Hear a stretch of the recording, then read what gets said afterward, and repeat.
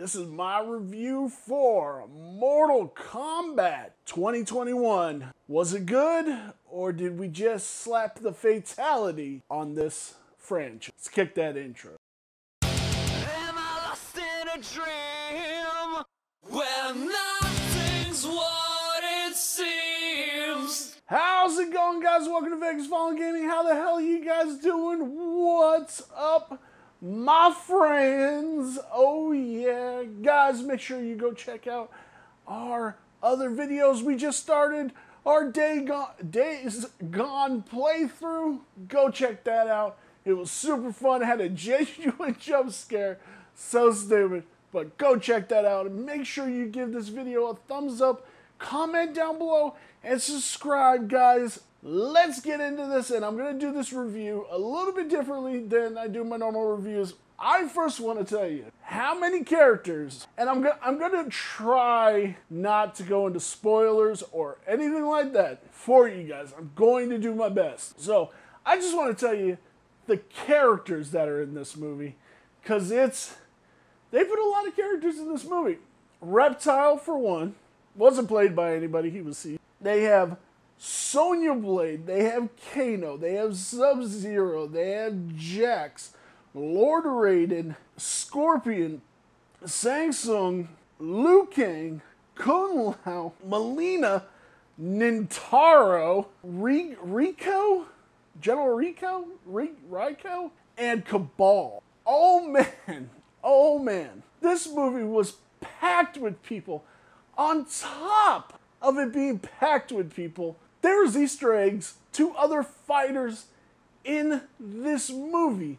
Nightwolf, the one girl's from the newer games, which I don't follow the newer games, so I can't really give you her name. I will try to find a photo of her and put it up. Yeah, Nightwolf, that girl, Katana, like Kano steals like this little necklace thing, and I think I can't remember the character that it's attached to, but it was another nod at another character. Like, there were so many characters that had nods to it. Shao Kahn, everybody. Like, I was thoroughly impressed by what they did with this movie, and being such a low-budget flick. This was a good movie. This was a good movie. And the director, being his first big-budget movie, Simon McQuad. This being his first big budget movie, man, you killed it, bro. I'll give it to you. You killed it. Now, because I watch a lot of YouTube content, I want to know what my peers think of things and stuff like that, and because I like getting a wide range of information. Just curious and stuff like that. Real Shift, he didn't like the movie. He's a small timer guy, but he thought it was just mediocre. I horribly disagree with him. Grace Randolph of Beyond the Trailer and Movie Math, and she basically said if they do a sequel, they need to get rid of the director and bring in a different crew, which I think is absolutely ridiculous, 100%. And people that are hating this movie and comparing it so closely to a video game, you guys are ridiculous, man. This is an adaptation of the video game into what would be close to real life as possible. If they were going to make it the video game, they would just make it the video game, and the movie would have sucked. Just like the first two. Yes, the first Mortal Kombat was cool, but guys, it's a bad movie, and part 2 was even worse. So, for bringing this into our world and adding the new character, Louis Tan's Cole Young, you needed him. He needed to be the audience's eyes, and yes, you get a root for everybody in this movie. But you needed somebody that you didn't have to give a 45-minute background to. You could give a small background, link it to a character, and be done with it. And that was what a bonus of this movie was. Next part of this is I'm going to tell you the standout characters and the actors in this movie. Well, let's get right into that. So, Josh Lawson, Kano, he's amazing. He's just amazing in this role. Like, there's okay, it's not a plot point or anything like that, so it's no spoiler or anything like that. So, it's no plot point or anything like that.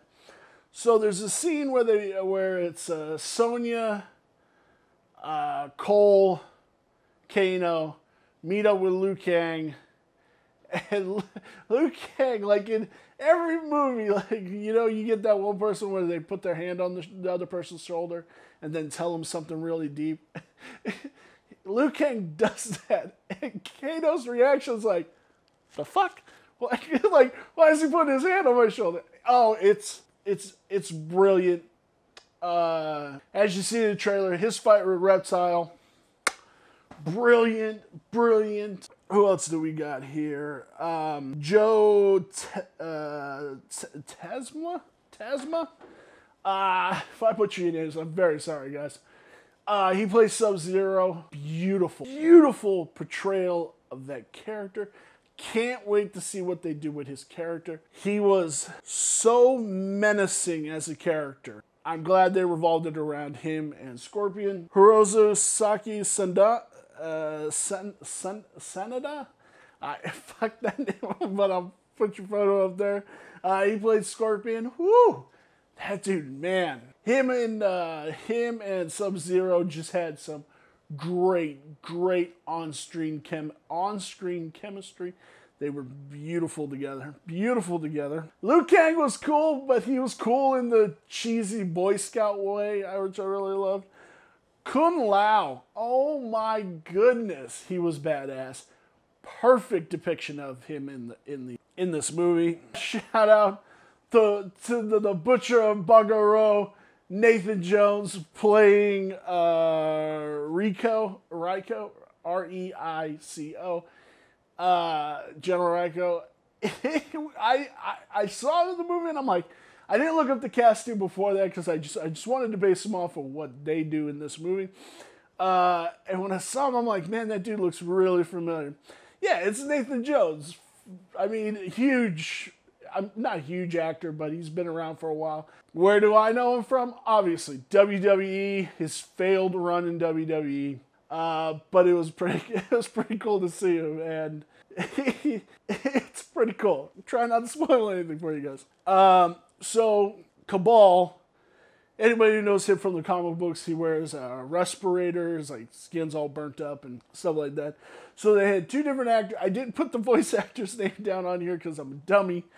But Daniel Nelson played his person in the movie. The guy that walks around on camera, not doing the voice. And his movements to how Kabal is, and then to tie Kabal with Kano and the Black Dragons, it's stunningly awesome. It's just awesome. So overall, and now when I just point out those characters, those are the characters that I particularly liked.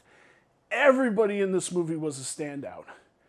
Everybody did absolutely brilliant in their roles. I can't wait to see them in the sequel. Please give this movie a sequel. It needs a sequel. Give this movie a sequel. And with a budget of $50 million, and then probably another $50 million for marketing, they only need to make they need to make $300 million. And that would probably get them a sequel because they'll make money on it. So let's pray.